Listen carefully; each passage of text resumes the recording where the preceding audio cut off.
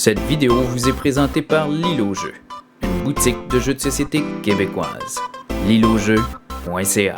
Salut les ludistes, bienvenue sur la chaîne Mes Partis Pris, je m'appelle Ticlou et aujourd'hui je vais vous présenter un petit jeu de cartes coopératif dérivé de l'univers d'Andor où les joueurs devront parcourir ensemble en tant que Chada et Thorn différents scénarios pour espérer échapper à la malédiction et revoir éventuellement les vertes plaines du royaume d'Andor. Les joueurs devront collaborer ensemble pour avancer efficacement dans l'aventure, pour ramasser différents objets et combattre les différents ennemis tout au long du parcours en regardant de près leur rétroviseur puisque la malédiction n'attend qu'une erreur pour vous rattraper. Ce jeu est en quelque sorte une course contre la montre, contre la malédiction, où la mécanique principale de jeu est le deck building, mais fait ici avec une twist très particulière qui fait ressortir toute la tension derrière les choix difficiles que les joueurs auront à faire avec leurs cartes. Le but, bien, c'est que Chada et Thorn réussissent à terminer leur parcours sensiblement en même temps avant que le pion de la malédiction ne puisse les rattraper, signifiant à ce moment-là la défaite pour les héros. Alors, si ce petit jeu édité par Yellow en 2015, qui se joue en dedans de 45 minutes, vous intéresse, suivez-moi. On va aller à la table, on va regarder le matériel, on va regarder le gameplay et on revient à la fin avec mon appréciation finale.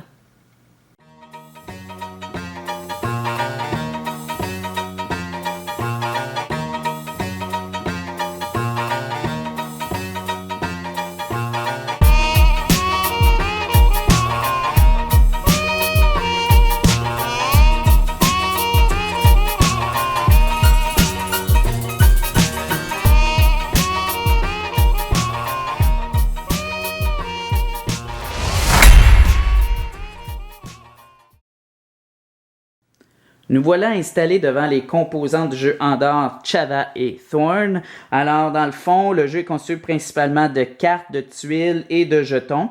Au niveau des cartes, on retrouve ici devant chaque joueur 3 decks de cartes actions que les joueurs vont pouvoir utiliser durant la partie pour faire avancer leur personnage.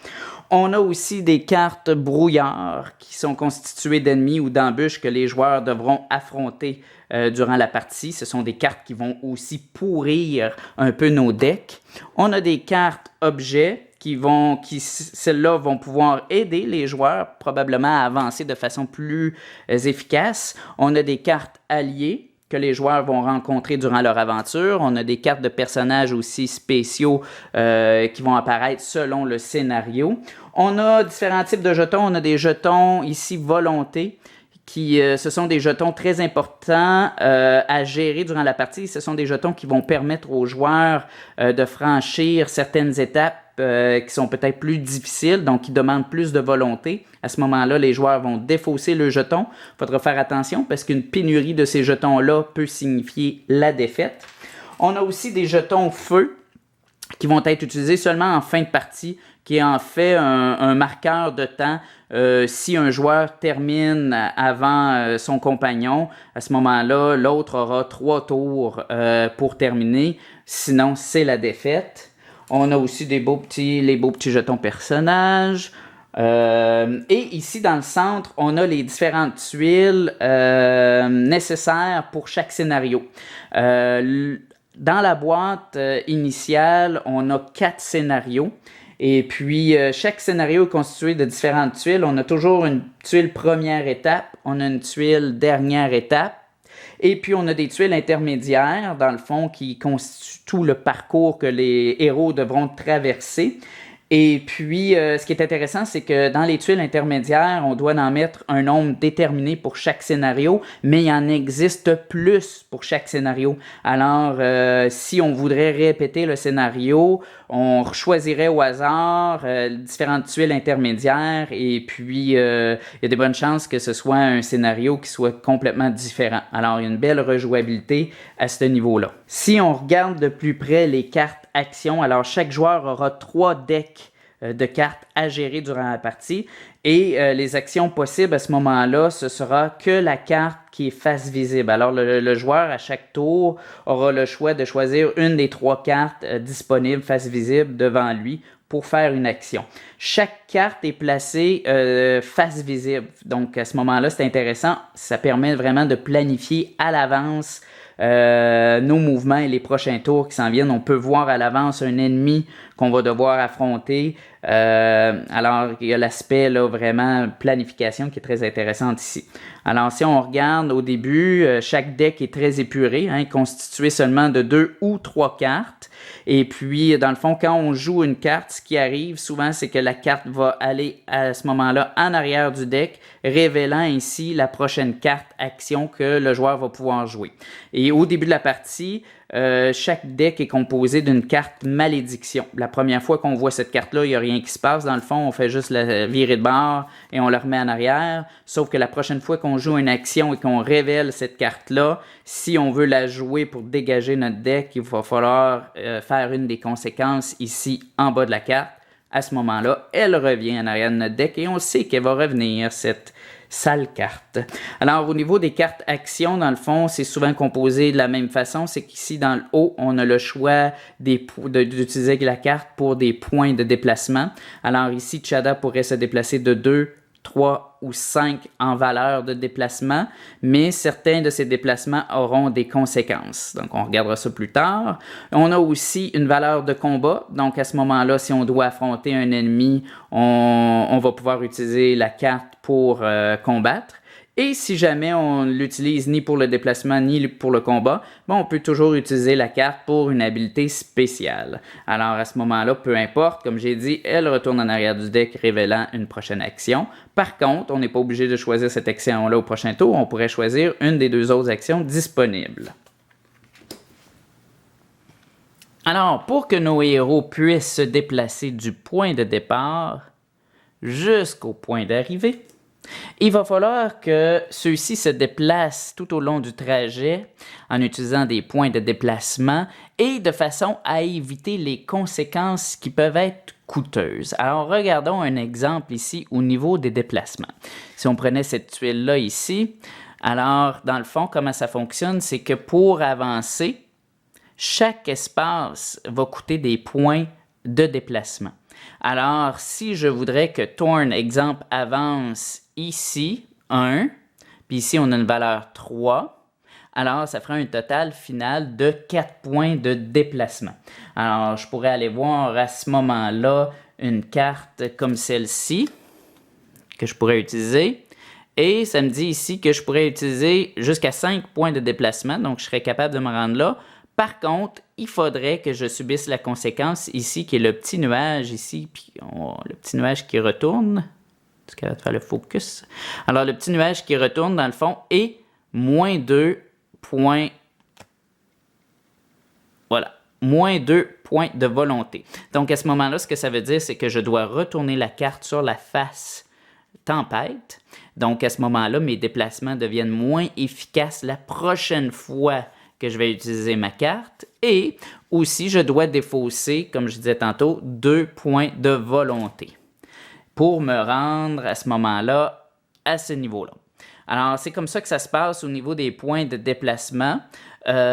Aussi, donc, dans le fond, en me déplaçant ici à 3, j'ai franchi cette zone-là ici qui me donnait plus 1 au niveau des jetons de volonté. Donc, je récupérais un jeton de volonté, mais j'en ai dépensé 2 avec ma carte action.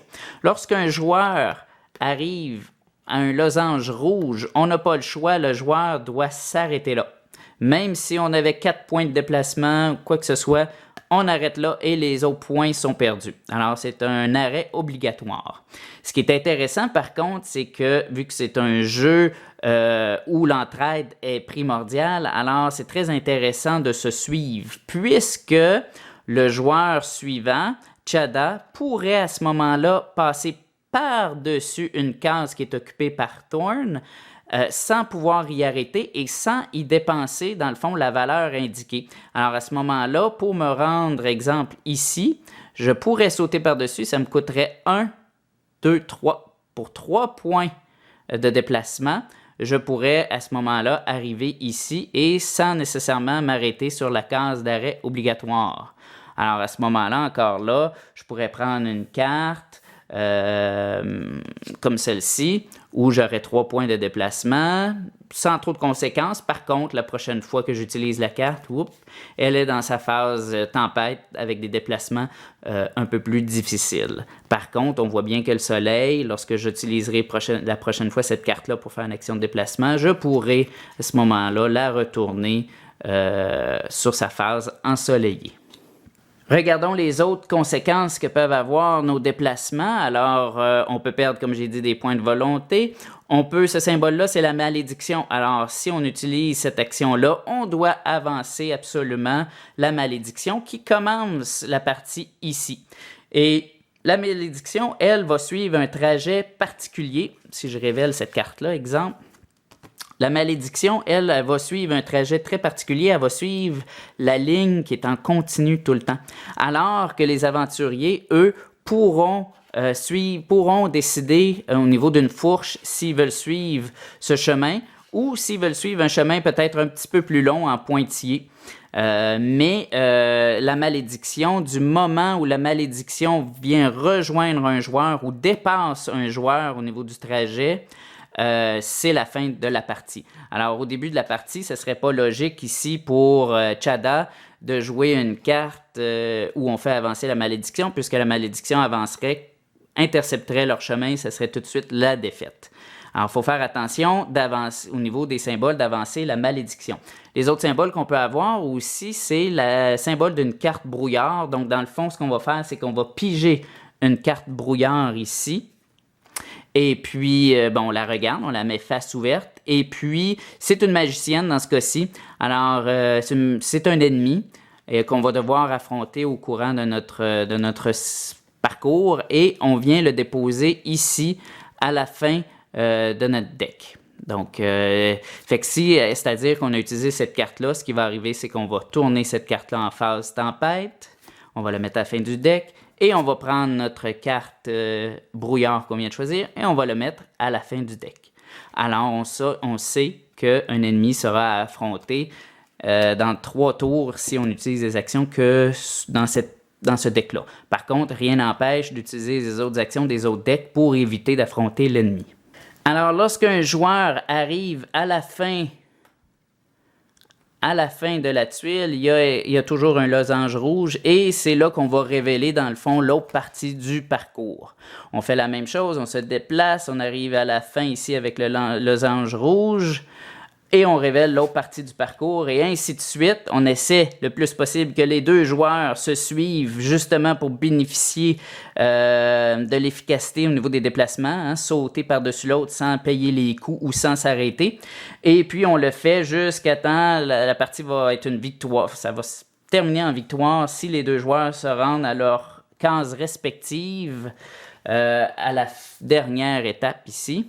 Donc, la dernière étape, si les joueurs réussissent à arriver à leurs cases respectives, c'est la victoire ou c'est la défaite si jamais la malédiction parvient à les rejoindre. On sait que plus qu'il va s'ajouter des cartes brouillard dans nos decks, il y a plus de chances qu'on soit ralenti dans nos déplacements et que finalement, on n'ait pas le choix de jouer des cartes qui vont faire avancer la malédiction. Donc, la malédiction pourra à ce moment-là nous rattraper. Il y aura aussi défaite, comme j'expliquais plus tôt, lorsque il faudra défausser des jetons de volonté et qu'on n'en a plus. Il y aura défaite lorsqu'il faut piger une carte brouillard mais qu'il n'y en a plus. Et il y aura défaite si un des 2 joueurs se rend à sa case finale et que ça prend plus de 3 tours pour que le 2e joueur puisse y parvenir, c'est aussi la défaite. Bon. Pour ce qui est d'un combat, alors si à un moment donné on arrive devant l'éventualité qu'on doit affronter un ennemi pour pouvoir accéder à nos prochaines cartes qu'on désire avoir comme action. Alors, on n'aura pas le choix. À un moment donné, les monstres, les cartes brouillards vont bloquer notre deck. Alors, si on veut passer au travers, on va devoir l'affronter. Pour ce faire, ce qu'il faut faire, c'est on va regarder ici la force de combat nécessaire. Donc, il faut avoir une carte de combat égale ou supérieure, en fait, de force. Donc, égale ici ou supérieure à 7. Donc, ce qu'on va faire, c'est qu'on regarde nos cartes adjacentes, de nos decks adjacents, Et justement, ici, je pourrais utiliser ma carte de Thorn ici qui permet à ce moment-là de combattre le monstre. À ce moment-là, en le combattant, j'obtiens la récompense plus 1 de volonté et je discarte la carte. Elle ne fait plus partie de mon deck. J'ai épuré mon deck. La carte que j'ai utilisée pour combattre, elle, quant à elle, revient en arrière de son propre deck. Si je n'ai pas réussi à combattre le monstre, bien, ce qui va arriver souvent, c'est qu'il va y avoir un texte ici dans le bas qui va expliquer la conséquence.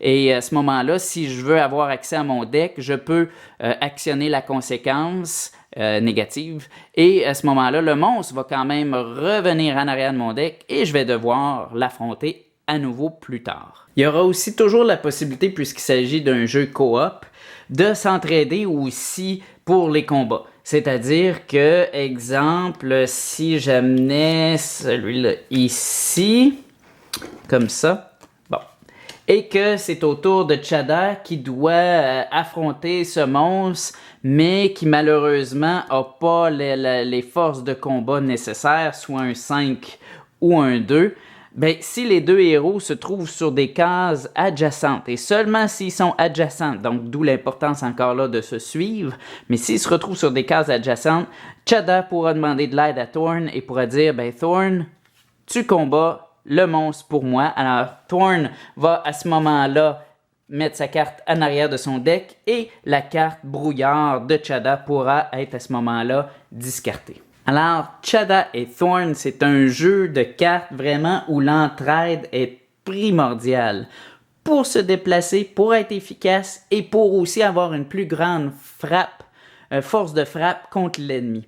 Comme vous avez pu voir aussi, c'est essentiellement un deck building, mais un deck building inhabituel. Donc, on n'est pas habitué de voir nos cartes face visible. On n'est pas habitué non plus de gérer 3 decks à la fois.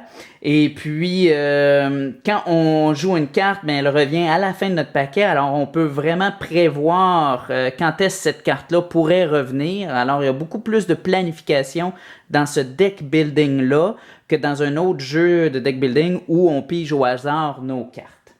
Alors, essentiellement, c'est comme ça qu'on joue à Chada et Thorn dans l'univers Andor. Maintenant, allons à mon appréciation finale.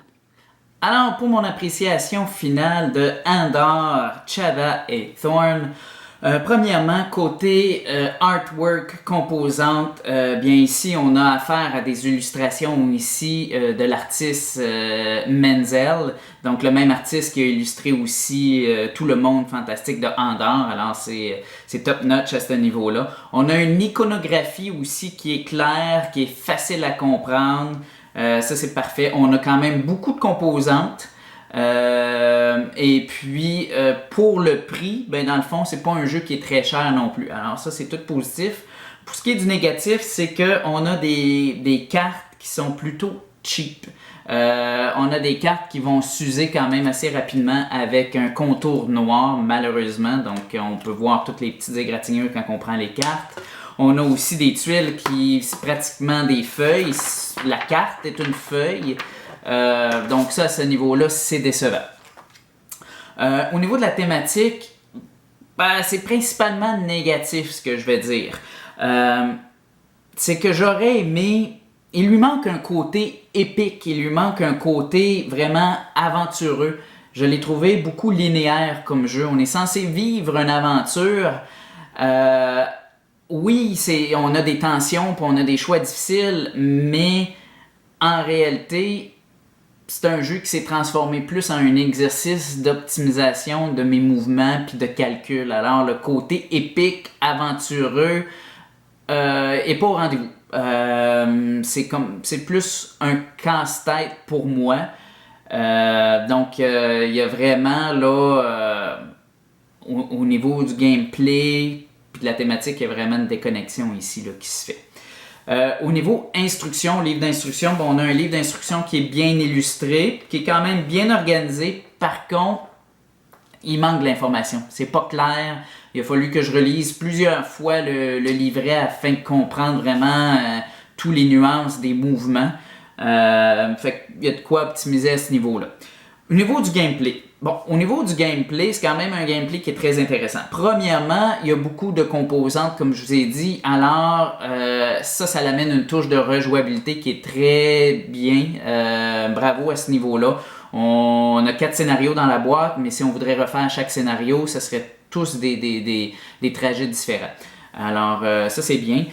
C'est un système aussi qui, à mon avis, au niveau du deck building, moi, c'est la première fois que je voyais ça, c'est ingénieux la façon que c'est fait, où on voit nos cartes, on gère 3 decks en même temps, et puis il y a vraiment une planification d'action qui doit être fait pour bien optimiser chaque carte. Alors ça, pour moi, c'est un bon système.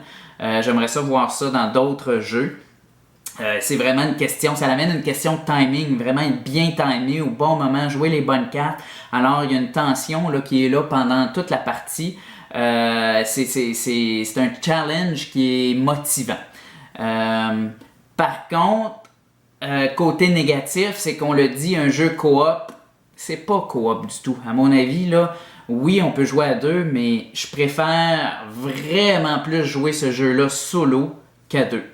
Je m'explique, c'est que dans le fond, ça serait un jeu de coop à 2 intéressant si chacun pouvait partir de son bord, puis vivre l'aventure, puis s'entraider, mais être responsable vraiment de ses propres mouvements.